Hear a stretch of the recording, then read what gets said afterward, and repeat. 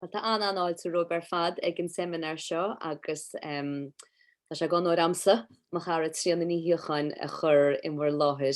gan chaint ítach seo a bhés ag chuine mar is óhún ar fad is ceoltóir agus órannaí agus scoláide idirdisciplínachaí an tOllamh Tríona ní Shíocháin agus tá simar letheice sna Taighde Ealaíonta agus I tradiisiún bhéil na Gaeilge agus I geol tradiisiúnta ar nói agus I gleachtas croíoch I manirí na Gaeilge agus is stair na smaointeoireachta mar a léide tir dhúnaí in óraníocht agus a bhiliocht na Gaeilge. Ceapú I in na tOllamh le nua Gaeilge agus le Taighde Ealaíonta in Ollscoil Mhá Nuad fiche hían agus an Taighde Ealaíonta orb I a bheith acab agus ribh sin bhí si ina cean rinne agus na léachtar le ceol Gaelach I rinne cheol I go leis na Ollscoil Garcha agus ribh sin a ríist bhí sin na léachtar le Gaeilge in Ollscoil Limrí. Áitircha si riomplianta mar chean léon na Gaeilgin sin. Agus tá sim anmhórach is a Taighde Ealaíonta agus a gleachtas croíoch tríomh na Gaeilge agus tá rion forbertí nua chuach an cín sa réimse sinnice ag level MA agus PhD le déirnaí agus tá go leordóir fáil si aice ar gnéthe agsúla an óraníocht gon cheol agus gon litríocht in the measc sin an sár leabhar singing ideas, performance, politics and oral poetry. So chuide tíanam bhar láthir inis gnéist amid leis an gcaint sa teice chuúine. Gur míle maithagad híle agus bhfuiln si goléis ná mé chloscear go leor. Shíocháin mé sin cúpla belta mar bhfuil is go fót ní bhíon na gcónaí muoín am lána gom as an féin ná as an deicneolaíocht ach scéal eile sé sin gan dat. Gur míle maithagad as goire agus tá ádás a bheith an sa in úr láthir in nómh agus táim is seomar lán de heneolathe ar a gleachtas crothach agus ar na Taighde Ealaíonta agus ar gach gné do chioch na Gaeilge agus gur míle maithagad. Mar sin táim chun cúpla sleánán a reintlih an sohanis sar dos níam agus tásúla gan gnéanana éis se gartanis.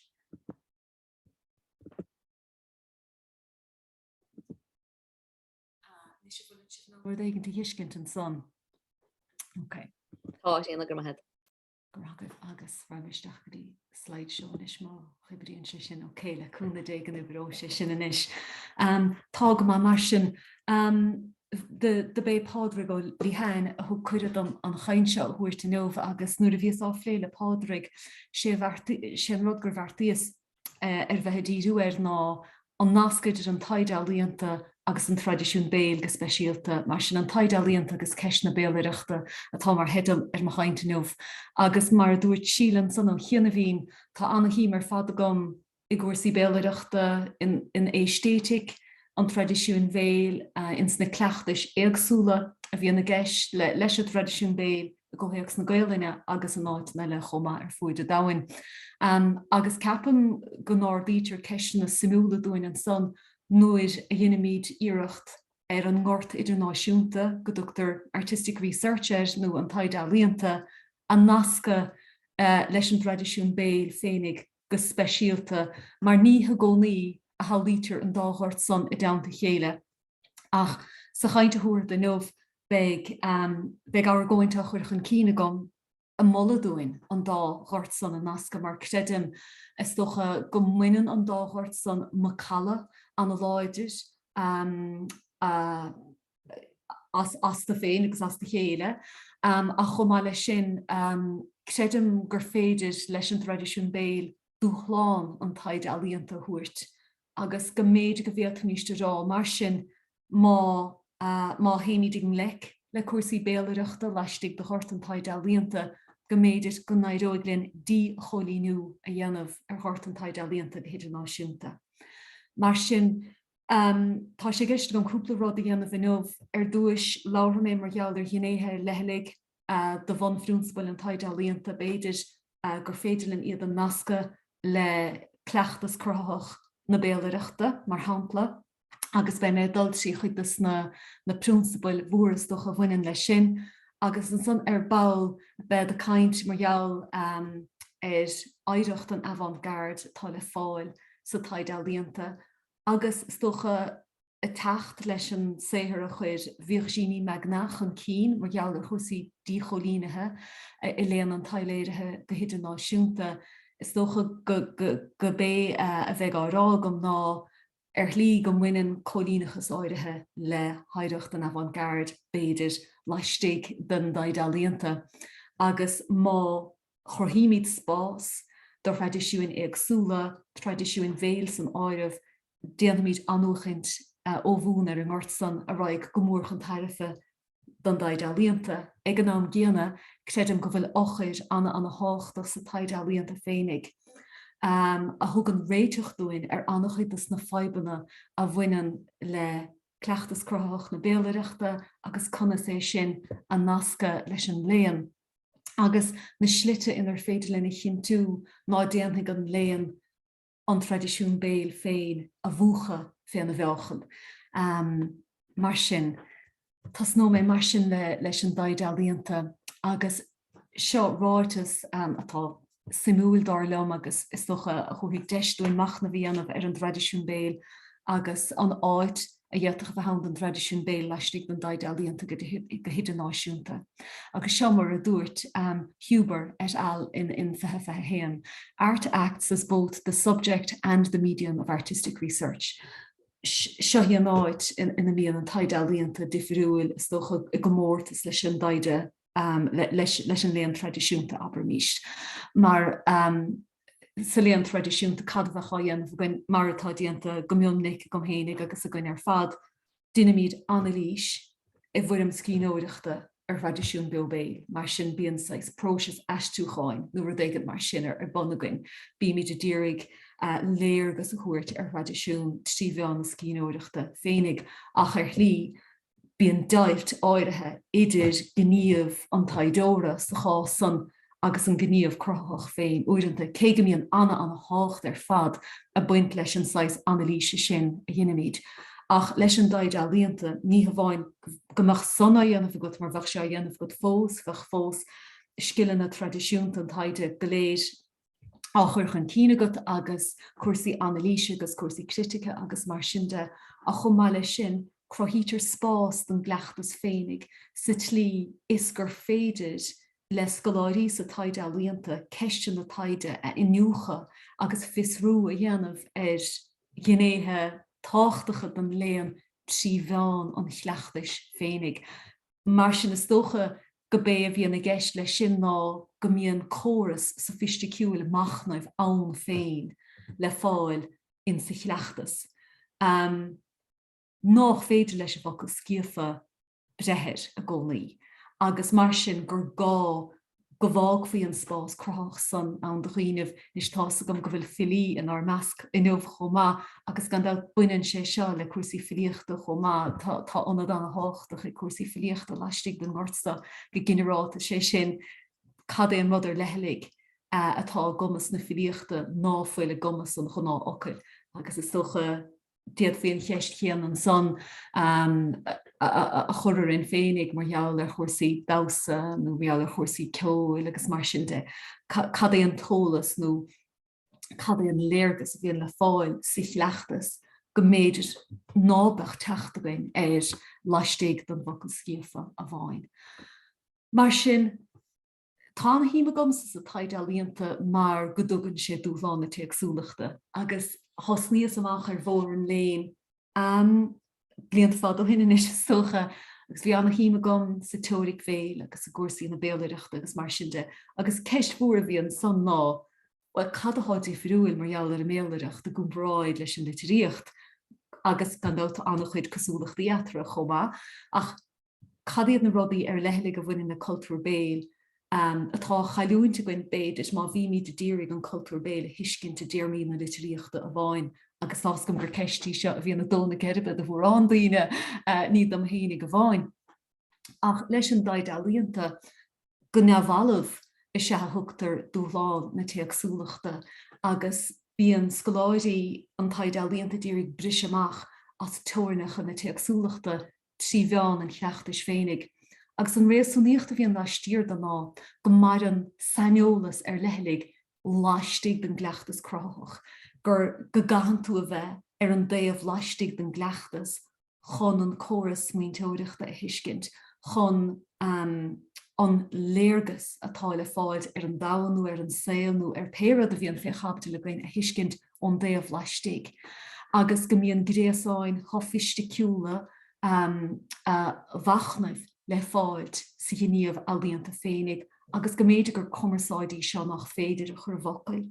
Chomáile sin, bíon rudí eile a hagan chun cín si bhean an chleachtais, mar hapla uaidianta bíon cófortíocht commerceáideach a gceist leis i gleachtas. Sé sin ní bháin go bíon, well, ní bhíon éon údar a bháin go minic ar a gleachtas crothach bíon an taimhú bhag níos móna éon údar a bháin, agus bíon bíon an doling lec le smaointeoireacht crothach is slite é agsúla stócha. Agus buinean an Taighde Ealaíonta dá réir sin leas as cócht an taimhethe ina Omaláine. Mar sin conas is féidirlinn doling lec le cuoincheappa nó le hanalíist sí bháin an bhachnamh hénig. An féidir ceistena, crua cheistena a inniuchad sí bháin an chleachtais. Is líomhach fiú bháin níos éfachtaí ná le héitna dhéanamh sí bháin na hanalíise scríofa a bháin. Agus mar sin de, mar sin seo cúpla rud a luaitear mar jaall ar an gáilíocht áirithe seo de bheith ar an déobh laistigh don gleachtas a rís táim a tara go mór ar héithir Huber et al. And so, the meaning of knowing differs to that of knowledge, at Esterlin. The suffix ing points to a genuinely physical, practical accomplishment, and thus to the fluid process-like status of knowing. Knowing is literally something which we do, says John Dewey, be chuirmacha go bhar an scoláide áirithe sin. Agus an aragóinte tá chuir chun cín an san ná go bhfuil an gníomh an a háchtach, an chorasm cuaitimh bio, espéras an ólais más maileat, na rudaí a hagan chun cín agus an cleachtas féinnig a dul ar aig, seochas próses astúcháin a bheith gain ar le héit nach chur lehanach a bháin, cé go bhfuil agus go méid tácht agus anhacht lena le héit na gcónaí. Deirtilín chomá, knowing in performing refers to action in the performing arts as a specific form of generation of knowledge. Agus seo prinsipal atá curtha chun cín go láid is leistigh de chort an Taighde Ealaíonta gur smaointeoireacht ann féin is se an cleachtas. Mar sin seochas socha dá me fá fiochananta seo beidir gníar fá well má tá tú an anarís héag súil a dhéanamh ar an gleachtas is saneolíta, ach sa Taighde Ealaíonta an rud a thrácha ní saneolíta go dtí go dtuigeann tú an córas sa laistigh den gleachtas féin, go dtí go méid ar de chumas commerceáide dhéanamh laistigh den gleachtas agus inúcha agus fisrúa dhéanamh laistigh den gleachtas níl an saneolalas ann go fóil ag go buinte sin nó an saneolalas breise sin is dócha bechóirda marrá. Agus an son Lüneburg an son ina feithe héan der sílinn, in which way does performing reveal knowledge? nó cadí an tólas nó an tuiscint a nochtan an taimhú féinnig dúin. Agus darlumsa sinníon cheist bhór an sa, agus nuair a bhí míid a cuiineh ar an tradiisiún béal agus is dócha sa chohéagsa ar Ealaíonna dúchais na Gaeilge go háirithe cadí an tuiscint a nochtan an taimhú féinnig dúin, a bhfuil rudéigean sa bhreis árá nó a tárlachint náfuil i gcumas an ocail scríofa nó go dainn ná i gcumas an ocail láirthe a chur an uail dúin. Mar sin, der Lüneburg linn chomá der sí arts practice is arts practice as performative, meaning that both the artwork and the creative process stir me and my audience and modify how we understand and reflect the world. I state that artistic practice can intrinsically have its own status in the search for knowledge. Mar sin chéan si van seo wat tasúla go gén si van seo na bhfuil medalan sa sé sin go bhfuil nasblochas machnamh marhin is stigan sa chleachtas féinnig. Beg dawn chuirsaí scíóireachta nó bheith caint fé fiú bháin, agus go bhfuil sé táchtach an son spás a chur fáil de son anas ná cailfar an tóla son agus an scoráig an tóla son I bhaimar in hénig.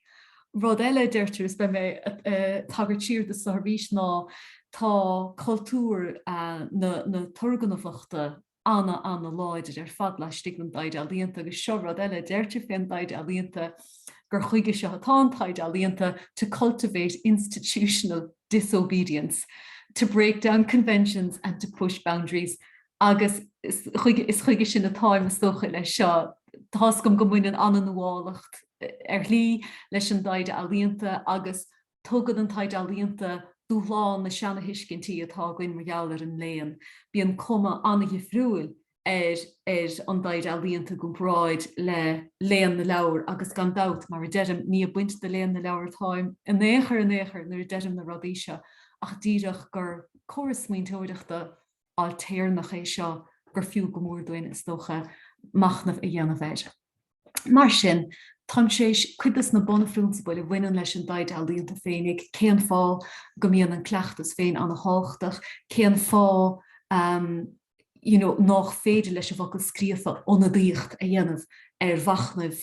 bhachnamh an chleachtas féinnig agus mar sin de. Agus níos tasíúin bagáinní beag rá margheall ar an dóigh féil agus an Taighde Ealaíonta. Agus de dhéananas tagart asá níos lótha nómhnar thos níos ar mar chaint margheall ar na náisce chiim idir an tóigh féil agus an Taighde Ealaíonta. Mar gan dat is léan tradiisiúnta bhí na gceist leis a dóigh féil is analís hebí gomnic a bheitcha dhéanamh fréomhathe gan dat san obair sa ghort agus ar thamplaí agus mar sin de ach ní léon dat ach gur braintse don léon tradiisiúnta atá gceist an áiríre leis a dóigh féil. É sin ráite bíon radacacht áirithe buint leis a dóigh féil chomá mar is dócha gur gorta se an tóigh féil a thug dúláán na litirthachta chomá ina slí féinnig agus mar sin chiim annach chuid nasc idir an tóigh féil agus an Taighde Ealaíonta dá réid. Mar hampla mar atá luite gom in sa tleanánsa atá súr bóid bíon an taimhú féinnig anna lárnach mar chuoin cheap sa tóigh féil. Agus an son ar a dé a bheile sa Taighde Ealaíonta bíon an taimhú anna lárnach go litirúil sé sin gur tríd an daimhú féinnig a hagan na scoláirí ar an ólas agus mar sin de. An son leis a dóigh féil tóigh scríofa ar éistéigh na Béalaireachta a bhíon ann, agus gan dat annach chuid Brian sí leistigh den dóigh féil, bíon annach chuid argóintí ar bon, bíon forbertí nóha dhéanamh leistigh den Ngortsan a gcónaíoch go banúsach sinné a bhíon na gceist le gach cuid den Ngortsan. Mar sin a bhíist tebíocht, tóiricí, felsúnacht, tradiisiún na leabhar, ach leis an Taighde Ealaíonta son déirfinn se gur tóirigh incholathe ar éistéigh na Béalaireachta a dhéadach techt chun cín. Mar sin catá gceiste gom leis a déarmas a incholú is docha táim cuiineh ar a bhocail béarla embodied nó embodiment an son nuair a deirm é sin. Mar hampla tá anna chiime gom a gúrsaí dása agus an slí ina mbíonn siad san nascathe les trochtúir an cheol go generáta a tradiisiún na héireann chomá agus déalta míist ar going chuir chun cín chuir a gás go déan cleachtais na stepanna a bhí le fáil cutíanta ar fuid na héireann trá gur chuirtar san go mór bhaim ar trochtúir bhimúil an cheol féinnig. Tá gom mar gur curcaíoch me agus ní fiú é sin na héana stocha agus bheitchannaisiún ar fada gom ar fócaí agus ar leabháin agus sanáid ar tógach mé hénig setan na pólcaí ar fad ní bheith fiú bháin mórrán sleánán sanáid seo gur bhastam hénig ach pólcaí ar fad ach go dtíon láin ah hénig nuair a hainnim se pólcaí nó sleánáin táim an nán ar bhraham a chosa ar dúis. Creidim go bhfuil ólas rithimúil i bhlach sa chorp a hagan amachchan ar méaranta fiú bháin. Mar i gcéanna creidim go bhfuil nasc an na láidir idir an fortaireacht agus crothú na stíle agus an slí ina dagan ornáidíocht dhúchais de heis na difriúlach an cína stig den tradiisiún chomá agus go mbíonn tradiisiún gotha nach beag leistír danach is an rodí sin mar gan dat cleachtas se an fortaireacht atá ag imeacht i léig chuid bhahanis ach trád an saoil bhíoch an fortaireacht arsúlaigh i Madríon bhaile bhfuliscas bhíoch portaireacht ag go chéine. Agus tá sé simúil an slí an míon sanginnéthe de trochtúir rihimúil an cheoil ar marthain leistigh den ólas in cholathe sá ólas an chotha nó ólas na gos. Mar deirtir sa ghail an ceols na cosa sné déirfaí margheall ar bhíon ceoir an bha agus ní hen chomhthluint a le héad sin. Chomáile sin maidir leis an áráníocht ar an sean an os agus tradiisiún na bhain mail sin sampla le stocha don ólas in cholathe sa tá struchtúr bheit himúil an teanna nóis agus na bhain mail a réan a bhádróch an pléagsach don nodaricht an cheoil mar hampla níl nodaricht an cheoil sophistiiciúil beloor le struchtúr bheit himúil na bhain mail agus na nárán an seanna nósach ar an úil gebacht ach mar an sanolas margheall struchtúr na sé rithine áit éigent agus credum gur sa tradiisiún gotha a bharan sé sin agus gur sampla sin don ólas in cholathe sa a bhí an fréomhathe sa chleachtas. Níl an legan tebí don nóta ceoil sophistiiciúil beloor le bre an gopléagsachas son.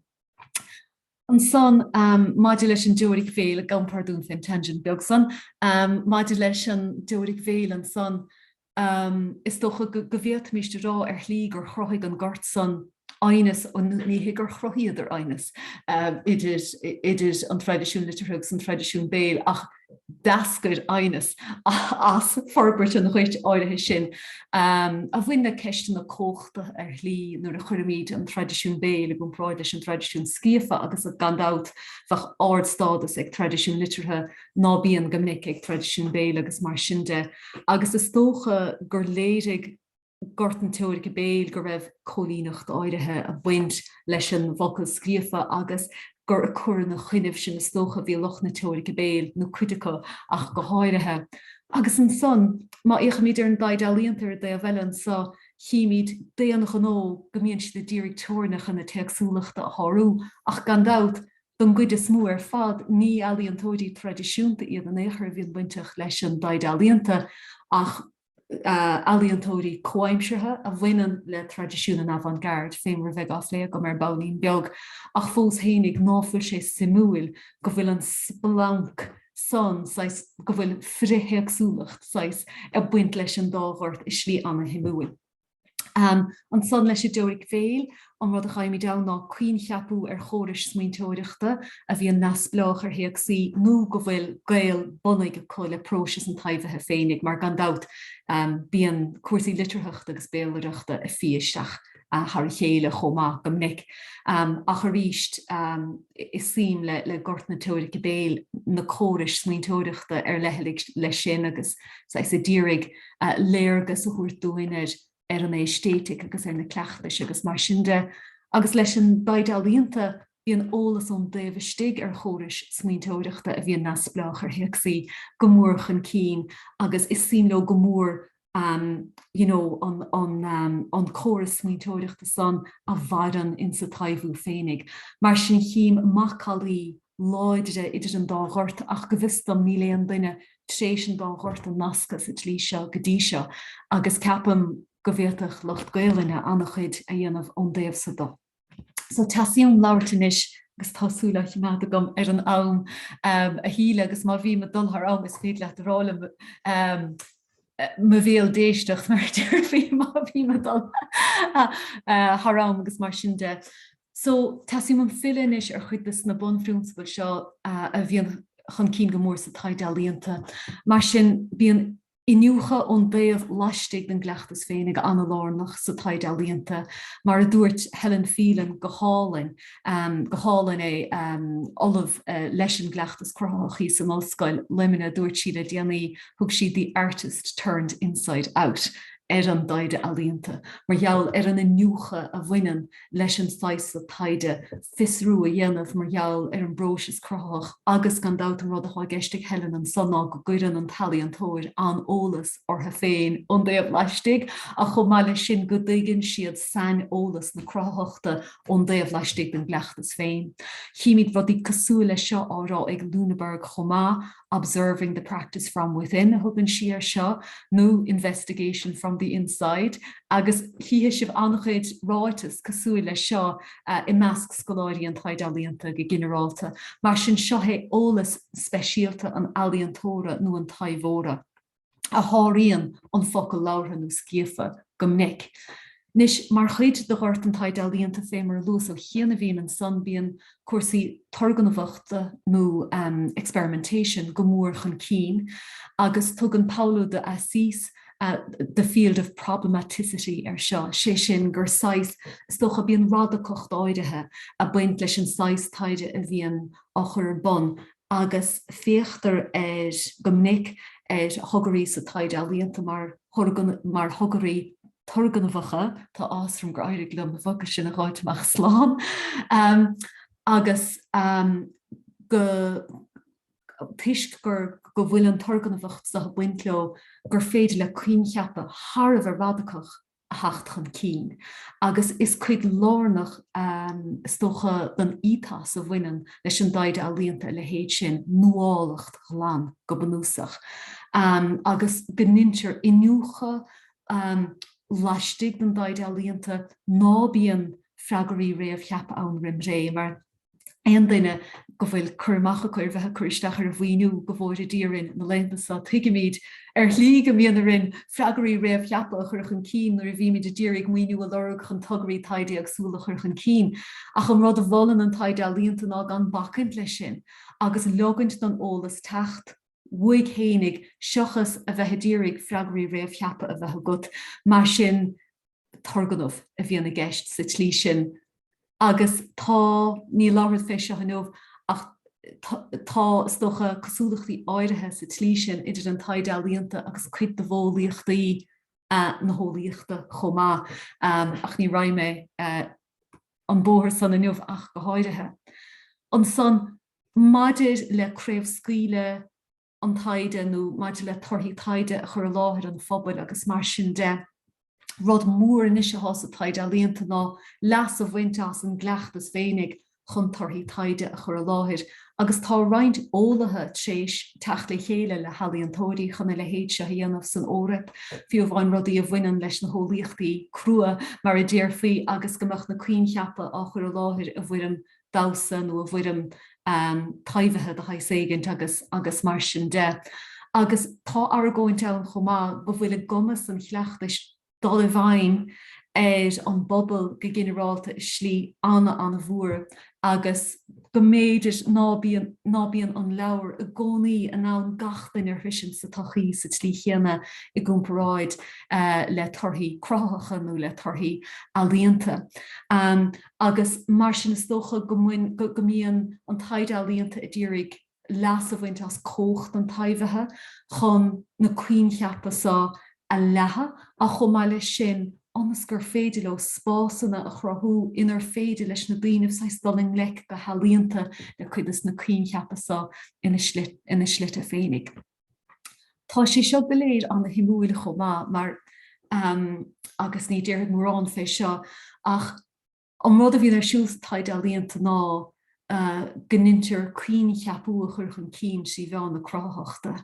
ach gan dat agus mar a háráite ag Lúnaburg an sa gníomh crothach is se freagra a hais ar be agus gníomh crothach is se an Annalise féinnig agus der she discovering laws involves drafting them. Recognizing patterns is very much a matter of inventing and imposing them. Comprehension and creation go together. Agus an rud a der she ná na mólaíochtaí atá á bhola ag lucht an Taighde Ealaíonta go bhfuilid in chortha le chuidas na mólaíochtaí is ólaíochtúla stocha dá bhfuil ann sé sin go béis sin bhíon ar siúil ag ólathe. Bíon rudaí á bhí nua acu sí bheán na bátrún agus bíon rudaí á chrathú acu ar bhaithe le rud éigean de bhíú agus der sí go béis sin go díreach a bhíon na gceist leis an Taighde Ealaíonta chomá agus der sí as artists we build a multiplicity of worlds represented through our artworks in which we interpret phenomena of the world around us.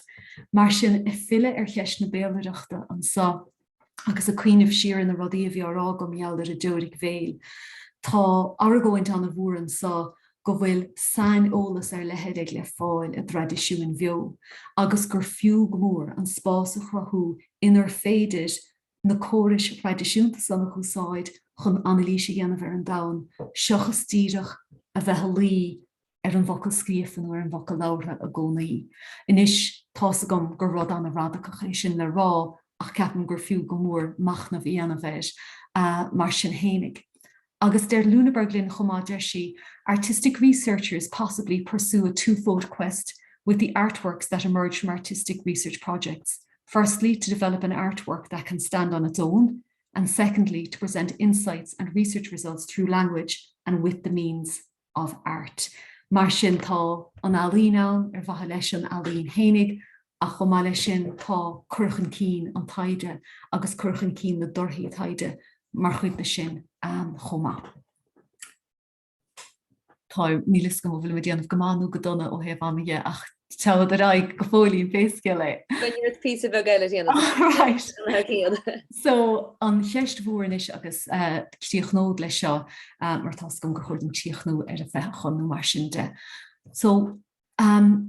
Tréidim go bhfuil ceist an a bhórán mar gheall ar chósaí cholínachais leistigh an Taighde Ealaíonta fé láthir. Go háirithe mar gur stocha gur nósanna a bhainean le cultúr i figiúil an iarthir a bhí an gomórchan cín sa Taighde Ealaíonta fé láthir. Agus nuair a thugamíd tradiisiún béal isteach in ngort an Taighde Ealaíonta tá rud anna radacha dhéanamh againn. Mar gan dá táimid de plé le tradiisiún le na muinean macalacht ó thuchas go mbíonn achrathú mar chuid lárnach dó, mar sin chéamhnú agus achrathú seachas brise agus achrathú fémar a bhíonn á dhéanamh leistigh don avant-garde. Do chuir Virginie Magna alt an himúil amach in fethe sé díag dár teideal Decolonizing Performance Research. Agus seohéan chur síos a dhéanann sí ar lucht an avant-garde níos tá annach chuid rudaí ceanúra a deir sí chomá gur a bhíú go mór iad a rointlibh ach ní dhéanamh den neamh. So deir sí fin avant-garde. It's an effort to break with traditions, orthodoxy, social conformism and the institutionalization of cultural processes. Agus tugaigh fin aran focail bris an son brise to break with. Agus buinean stocha gur chud lárnach belsúnach don avant-garde ná an brise nó an sciris. Agus rud nua chrathú nóir dinach riamh hana. Agus an rud a deir Magna ná go mbíonn discúrsaí cholínacha na héamh lóide chun cín mar chuid de son an tuiscint go bhfuil muintir an iarthir táimid chóthúntach go mrisimí gachrod go dócamid rud éigeit níos fearr agus tucamid ar ólas nua éigeit ná riamh an hana agus bagáín beag cosú le Buzz Lightyear stocha in sa scanán san Toy Story. So an cheisná an muinean ideolaíocht le cleachtais na torganmhachta hana féinnig agus tá an bheasagam ar chleachtais na torganmhachta nuair a chuidim an cheiste níla a ddírig an torganmhacht a bhaint dá bunamh a néair. Ach an rud a deir Magna ná labharann sí mar gheall ar the ideology of the new agus go muineann sé seo le cuasaí experimentalism agus deir sé from which are derived the will to initiate, discover, innovate, develop, construct, improve, advance and make progress. A hinó sibh an sais a cainte go léir go dtí is nic a chluisiimiid é seo leistigh don Ollscoil nó aimimsúthe chomach ní raibh me síos an bhór san. San deir sí, this ideology characterizes Western intellectual traditions from the Enlightenment to modernism and postmodernism, each school of thought being advocated as an improvement over the previous ones. Agus mar is óldúin bíonn sais ideolaíocht na héamh lóide seo mar chud lárnach don de cholínachas an iarthir agus de cholínachas an bhéarla chomá. Agus mar sin ó bhfuil imalú ar chleachtais tradiisiúnta a bhí an phréomhathe san ólas in cholathe leistigh den ideolaíocht sa agus is tócha go mbíonn go puinte ach go háirithe. Agus an rud a bhíonn á bhola ag Magna ná go ndéanamíocht ábhachnamh ar sin. Agus go ndéanamíocht iirecht spásach aimsú ina bhéadach na córais smaointeoireachta eile seo. Lasmó díorthar dáin nó lasmó de cultúr i figiúil iarthar dáin go bhéadach na sais na difriúla tuiscina sa heachchan cín. Agus deir sí, the power of performance resides in experiential cognitive processes anchored in the materiality of the body, a phenomenon that must be apprehended from an emic perspective. Mar sin táimid fille a ríist ar an gceist sin mar gheall conas is féidir in an cleachtas a hiiscint an bhéibistigh. Mar sin seochas a dírig Fráma tóiriciúil de haisile a bhúil an nuas ar gleachtas a bhfuilimiid ná logint don gleachtas láirt uig féin mar chleachtas smíntóireachta dáchuid féin. Agus there it is particularly crucial to avoid treating non-verbal behaviour as if it were ruled by principles that have direct equivalence in language. Agus sin an fámar hampla dá dúirtheach den éigent fé chochtúireacht sa Taighde Ealaíonta sa dása, sin an fág bhfuil sé anháchtach go leog fí dóibh a gcuid cumarsáide a dhéanamh trí bheán a dása chomáile le taobh na scíóireachta chomá an dat ach tá sé táchtach a rahint ná chóir dúin cumarsáid an dása ná cumarsáid na páirteachta ná cumarsáid na criteachta a bhuacha agus spás ágant dus na gréasáin chufiiste chuincheapúla atá ar marthain únta san.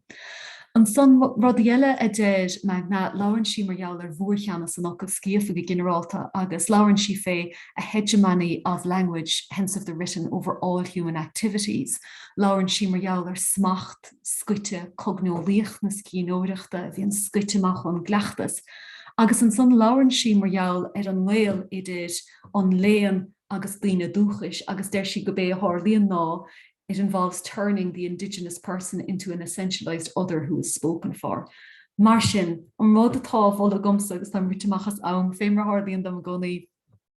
an rud atá bhil a gomsa ná go leocamíist don gleachtas láirt uig féin, agus go leocamíist dos na córais smíntóireachta san a há fé láthir lasmo don ganóin léanta a hecht chun cín trí bheán chleachtais, tuigim gur tuigim gur bhd radacach é seo atá bhla gom ach credim gur féidir leis an Taighde Ealaíonta bailí nóthir fad a chrothúdúin mar scóirí inar féidir linn túirt féin visrú agus féin inúchad trí bheán chleachtais féinnig ach credim choláidir céanna gur féidir leis na halíonna dúchais anúchaint ó bhúna dhéanamh ar thart an Taighde Ealaíonta agus dúchláán an chuirt sin a chuirt. Maidir le locht teórice béal san ó héamh mólaíochtaí taideide, credim go grothóig taide a bhíon fréamhathe sa chleachtas, ólas nua a héanana bhd níos fuide ná an focail láithre ná scríofa, agus gnéantha sé sin an gort a anúchaint agus tuigim go bhfuilm séis fiile ar an durgan a bhacht san sa deire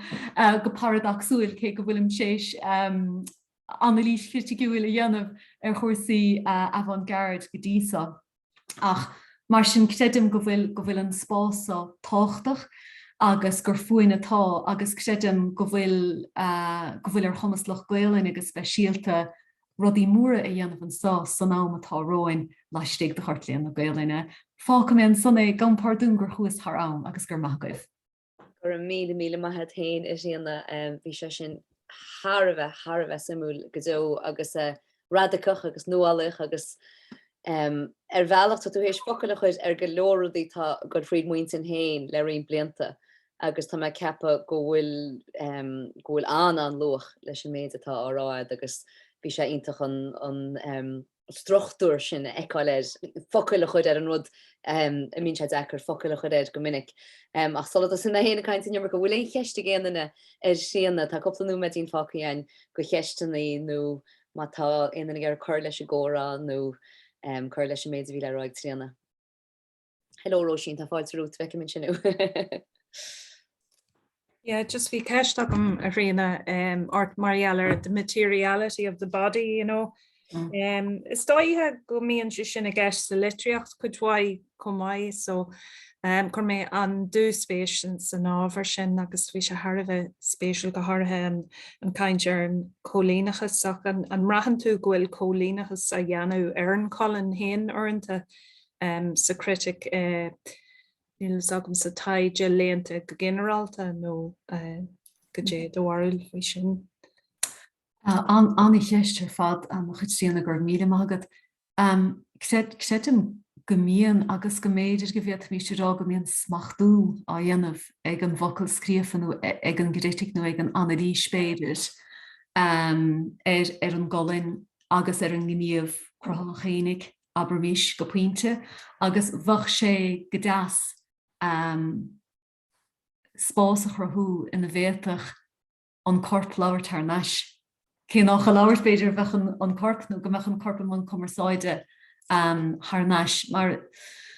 nach é fúcó a lauer meáir the power of a discourse go bhanúsach, agus bíon discourse anna chóchtach, agus bíon is dócha tuiscemuoin mór cheannas le leabhartha agus le torthaí scríofa agus go háirithe torthaí léanta scríofa. Is dócha go bhéalt mí sé rá go bhíon anna chócht sa discúrsa a chorthítear an san agus uaireanta fágtar pobail nó daoine nó uaireanta maná ina dost. Tá obair ar siúla gom fé láthir an ólas fé chois i do tradiisiún na man in éireann chomá agus chuir a gás creidim go raibh tradiisiún cuitheach smaointeoireach cuitheach sa chéalah a gcuin sa bhuain don bhacail san tradiisiún láidir smaointeoireachta i meas na man an son a bhaid sa tradiisiún béal agus margheallar sin is tócha ná bronnach an stádas céanna an tradiisiún smaointeoireachta san ach is tradiisiún smaointeoireachta anna háchtach ar fad é agus lena muoinean éagsúlacht anna bhuair chomá agus tá sé simúil mar ní gá gur chuireach na maná ina dost leistigtas na tradiisiún sin an éair. Beidir gur bheallig a chuir muisne na maná ina dost. Mar ná raibh ar gomas doling lech go sáilteach leis an éireacht smaointeoireachta a bhí acu. Agus ó ceapan táim mithe is ar bóla gur ganpáirún a chud Tríona ach ceapan bhfuil ceist na móra an son margheall ar cholínachas an ocail scríofa. An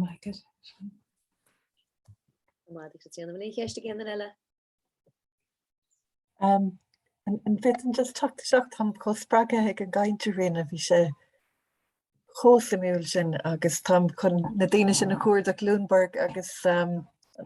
Magna ba? Ja, sné. So go chuir de chaint mé cuioine bhar na fórum ar na spásanna inis sin mí míid a denmh tagháile leis an litríocht seo agus rud ná le lena caiinte chuú trééis sé bhscailtanis ná má mé óáir an dain patrach agus dócha a thóg na Ollscoil agus fiú an agur thuireacht idir le bíine a duine ar cuioine artiléire ag seánna túma a chur ceall obair Mrs. O'Connell agán Mrs. O'Connell faoi chló nu a bhí gestan sin. Ach bhfuil éon smaointe go mar just agus tá chur cuioine freisin faoine spásanna tá cuioine saoil na gail ar nós an tarachtas agus cuman mar min atá beidir ag teacht leis an dúchas agad agus an cáir just atá adring ar fad tá sé aní friúil beidir le disciplín eile ach bhfuil moltaí go beidir conas a halahú dhéanamh ar an ggóthaigh bunig atá lúte go bhí an den bhéalreacht den tradiisiún bhéal. Ja, an gur míle maithagat a Róisín agus is breálam bheith géisteach le a caint fééis na rodí seo agus luúan tú an dáin patrarcach agus a chrothíon na Ollscoileanna agus gandát de bheith tá an fír sné a hála agus tá mórrán scíte méallir sin gandát fáin rása agus chuid de sonnastocha tá anna híime gom chomá a séhir Judith Butler fémar bheith anna híime goibh sé is séhir Judith Butler chomach teodig na gníomhúlachtanú performativity agus ceapan go bhfuil sé anna himúil an performativity a bhaineann na cuasaí léin mar hampla agus cuasaí stádais agus údráis a bhaineann na cuasaí léin mar sin nuair a labharann tú meallar an dáin páirtrachra sa a crothaíoch agus a bhíon á chrothú ceapan go bhaineann gníomhúlacht leis sin agus gandát mar a léiríonn Judith Butler ina séhir rud an chóchtach ar fada se na gníomhúlacht mar bíon cuma na fírinne agus sais cuma choncréidech gcónaí mar thora nó go minic mar thora ar an gníomhúlacht agus mar sin capam go bhfuil rád anna láidir an son. Agus tá cearta go glúint an tráchtas agus cumin merriman agus cumin mar sin go háirithe mar sinné go díireach a bhíon ar siúlacha agus rihan an tráchtas lem go speisialta mar bhfuil is go tá obair den géad go ar fad a dhéanamh cosúd agus tá stádas agus measáiléirú ar na halaíon na dúchais go speisialta agus gan bíon na mná go mórchan cín ar an reachtas agus on sin sé sin is scéal féinnig agus tugann sé sin beidir nád dúin mar geall ar chósaí inscinna beidir go coimsirthe snéan fágur luas nach a gcónaí na níle má rágur utopia ó heh inscinne a bheit an tradiisiún béal na éad mar sin ach uidanta beidir go dárlíonn cosar bollag ar leithlig nuair a hagan an tábhar cho fada leis an Ollscoil nó leis an acadamh. Ní a gcónaí inis ach beidir go bhhéach san tárlachaint agus maidir leis an scéalsa a chur na cheart is tOllamh tá sé táchtach agus táíd na goléir a dhéanamh sa péisceala ach a bheith nascathe leis an obair bheo sanna a dhéanamh sa ghort ag le héadaí an na reachtais agus an obair háchtach san ar fad. Agus meas a léirú ar an tradiisiún beo agus an túdarrás a chaint sé sin go bhfuil an túdarrás las mód dalí na hoscoile, so go sné cheapim. Mar sin an túdarrás a bhaid an in sa tradiisiún beo béal a measclíonn na Gaeltachta anna bheas a léirú ar sin agus an túdarrás san a chaint agus ceapim an son maidir ar líomhach sé go mád a Vietnamíist níos mó síirse a chrathú leistigdas na bailí léin hágain féinnig agus le déanaí de chrathíomid PhD nó in Ollscoil Mhá Nuad PhD sa Taighde Ealaíonta. Agus tá chiadmhach léana goin inis go bhfuilta son agus is dásóirí mar a thirlíon agus mar sin beisiim an dása mar chuid don dogara sa Taighde Ealaíonta rud atá go húntaach ar fad. Ach bhein dóchasach go méid spás tácht a chaandas na cleachtóirí iad féin, ná a bhain riimiis se dóibh beidir leistigdas na hoscoilena, mar sin go licimídas na daoineh leis an saneolalas dúchas seo teachtaisteach agus spás a bheith acu, onas gur féidir leo an tólasa a churchan cín agus dul a bhaim ar an Ollscoil asas dúim féinnig, go leogfaí don séthar crothach agus don eice chóras crothach lena muinn siad labhairt bhuaig féin ar lí má dhéanann sé sin cíal. Agus sa tí sin a rís de fille ar Foucault, agus labhairann sé go Nic Meall ar a historical knowledge of struggles. Ach le ceisna gníomh bhuailachtas an Ollscoil agus cuasaí údaráis agus mar sin ceapam go gabhróch sé sin linn díreach rudaí a bheasca suas beagán agus spás nua a chrathú agus tuigh nuálacht an áíre nuálacht anna háchtach as na mithe sin. Ní liscam ar aidiglam de ceiste agart róisí nach gur míle maigad. Gur míle mágad réon rud ar tú chu spraúil agus is álan an deis caiintetá gan inis nar más chéin. Se ionintach le rigolóir gan na ceistan í céanna lomhéin an rudin faoin spás a amsú agus thugmáin santas gon bhíad a chuirta sós ag Hubert to cultivate institutional disobedience, to break down conventions and to push boundaries. Sin in áiríad atá gceist agus tá mar bhí róisín rá beidir gohfuil sí an na Gaeilge oscailte go sin ach a bhecinn tú gohfuil an choras tá fad strachelt níos mó agus níos mó le choris Ollscoile agus níos mó istói cynnal sean docht a sean anna bheith an docht an choras Ollscoile inis mar roioine acadúla a feimú tíbhistehan nó mar roioine croíocha a feimú tíbhistehan. So tá sé iontach gur amse tú héanaan sibhéanaan spás sin Mhá Nuad lena lehead dhéana an gapan tú gohfuil an choras rí chéile oscailte gá lehead nó an bhfuil mé achran agus tréadán le ha an spás sin a chrú. Tá chuoine bhfuil an rud practicúil go nuair a bhíonn tú gobar ar thionscanmh agus tá tú rá le tain, ok, beidir nach pop ar acadú le seo, beidir nach leabhra ach beidir gur léirú a seo agus go mé se seo go le bhaim ar a bobbal óháid níos mó. Ach an bhfuil ghlacha le sin tíbhiste an na choras agus an gahamad rud cinn dhéanana an sin le ha an choras a bhrú.